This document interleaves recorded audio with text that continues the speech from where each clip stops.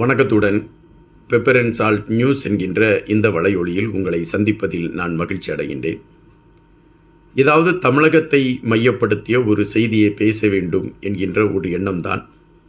தற்பொழுது பீகாரில் நடந்த தேர்தலில் மத்தியில் ஆண்டு கொண்டிருக்கக்கூடிய பாரதிய ஜனதா கட்சியை சார்ந்த கூட்டணி பெருவாரியான இடங்களை பிடித்து எதிர்க்கட்சிகளே இல்லாத நிலையில் ஆட்சியை பிடித்திருக்கிறது என்கின்ற செய்திகள் அதிர்ச்சியை கொடுத்திருக்கிறது. ஒருபுறம் தேர்தல் அட்டவணையில் வாக்களிப்பவர்கள் பட்டியலில் இருக்கக்கூடிய பெரும்பாலானவர்களை அப்புறப்படுத்திவிட்டு கள்ளத்தனமாக ஒருவருடைய பெயரை 1000 முறை பதிவு செய்து அந்த 1000 பேரை வாக்களிக்க வைத்து ஒரு தில்லுமுல்லாட்டத்தை செய்து கொண்டிருக்கிறது பாரதிய ஜனதா கட்சியும் தேர்தல் ஆணையமும் என்கின்ற குற்றச்சாட்டை காங்கிரஸ் பேரியக்கம் அழுத்தமாகவே வைத்து கொண்டிருந்தன.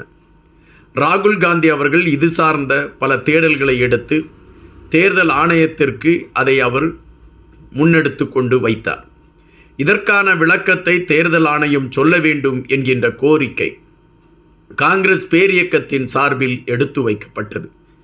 ஆனால் தேர்தல் ஆணையம் இதற்கெல்லாம் நான் அசைந்து கொடுப்பேனா என்ற ஒற்றை வரியோடு அமைதியாகிவிட்டது.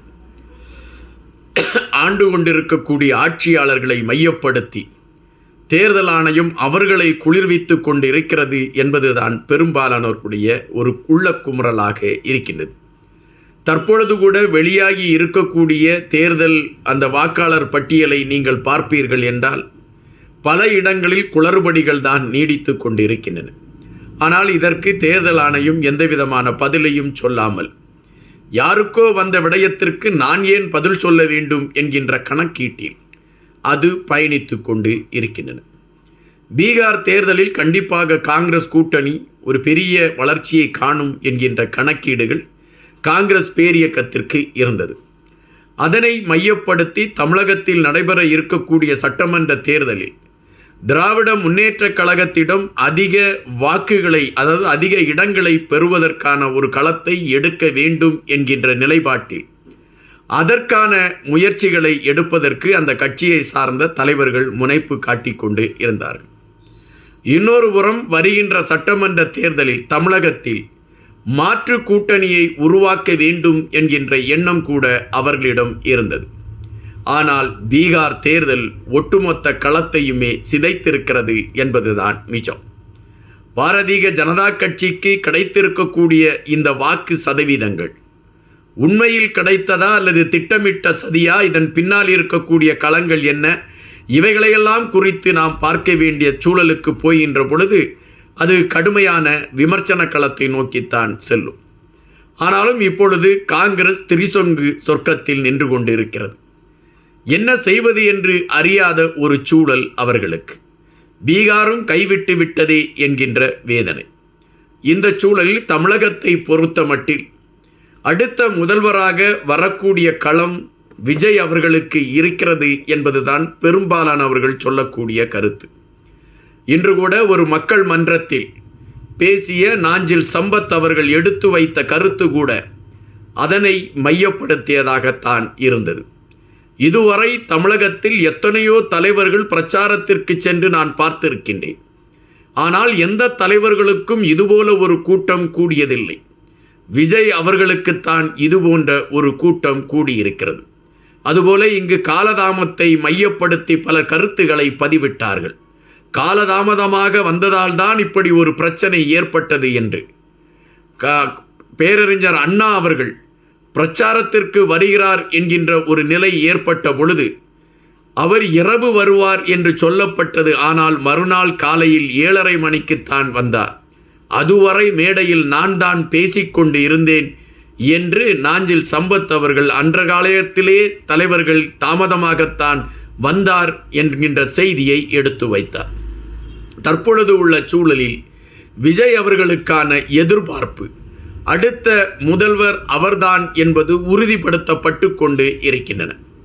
எனவே இந்த சூழலில் விஜய் அவர்கள் கட்சியோடு யார் கூட்டணி அமைப்பார் என்கின்ற கேள்விகள் பலமாக எழும்பிக் கொண்டு இருந்தன. விஜய் அவர்கள் அரசியல் கட்சியை தொடங்கிய மறு நிமிடத்திலே நான் எடுத்து வைத்த செய்தி இதுதான். கண்டிப்பாக காங்கிரஸ் பேரியக்கத்தை சார்ந்த பெரும்பாலான தோழர்கள் தாங்கள் இதுவரை திராவிட முன்னேற்றக் கழகங்களையும் திராவிட கட்சிகளையும் நம்பி பயணித்து சிறுத்து போனதுதான் நமக்கு நடந்த நிகழ்வு. எனவே வருகின்ற தேர்தலிலாவது நமக்கான அடையாளம் பெற வேண்டும் என்கின்ற நிலைப்பாட்டில் அவர்களுடைய தேடல் இருக்கிறது. அது 2ஆம் கட்ட தலைவராக இருந்தாலும் சரி, அந்த காங்கிரஸ் பேரியக்கத்தில் இருக்கக்கூடிய அடிமட்ட தொண்டர்களாக இருந்தாலும் சரி, ஒட்டுமொத்தமாக அவர்களுடைய தேடல் அதுவாகத்தான் இருக்கிறது.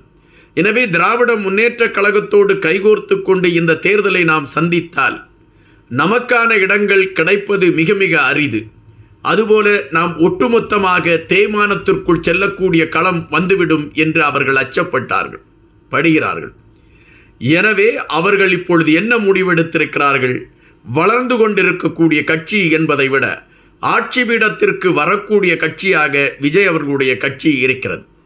எனவே இந்த தேர்தலில் விஜய் அவர்களோடு நாம் இணைந்து கொண்டால் திராவிட முன்னேற்றக் கழகம் நமக்கு கொடுக்கின்ற இடங்களை விட அதிக இடங்களை பெறுவதற்கான வாய்ப்பு இருக்கிறது.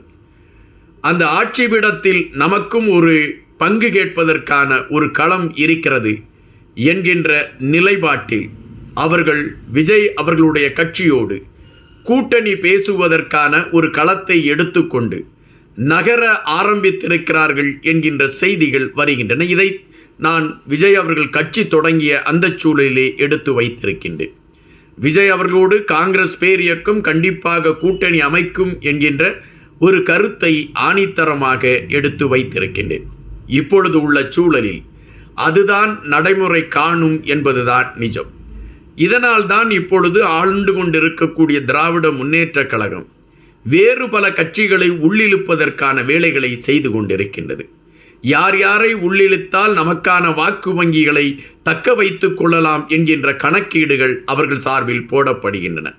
தங்களை எதிர்த்தவர்களாக கூட இருக்கட்டும், இந்த தேர்தலில் அவர்களை இணைத்துக் கொள்வோம் என்கின்ற கோட்பாடில் கொள்கைகளை மறந்துவிட்டு தங்களுக்கு எதிரானவர்களையும் இணைக்கக்கூடிய களத்தை எடுத்துக்கொண்டு ஒரு பயணத்தை உருவாக்கி இருக்கிறது திராவிட முன்னேற்றக் கழகம். அதற்கு காரணம் விஜய் அவர்கள் எழுப்பி இருக்கக்கூடிய ஒரு அதிர்ச்சி.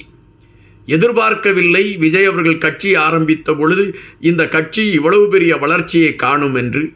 இப்பொழுது இந்த கட்சி வந்திருக்கக்கூடிய வளர்ச்சி நாம் வியந்து பார்க்கக்கூடிய வளர்ச்சி என்பதை விட கோட்டை கதவுகளை திறக்கக்கூடிய அளவிற்கு அது வளர்ச்சி அடைந்து விட்டது. தேர்தல் வருகின்ற பொழுது கோட்டைக்குள் செல்லக்கூடிய அளவிற்கு பாதை அமைக்கப்பட்டுவிடும் என்பதுதான் இன்றைய கள நிலவரம் என்று திராவிட முன்னேற்றக் கழகமும் புரிந்திருக்கிறது.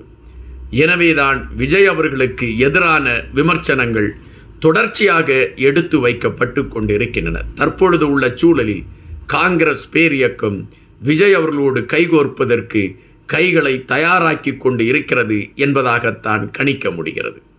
காத்திருப்போம். இன்னும் பல செய்திகளோடு உங்களை சந்திக்கின்றேன். நன்றியுடன் இன்பா.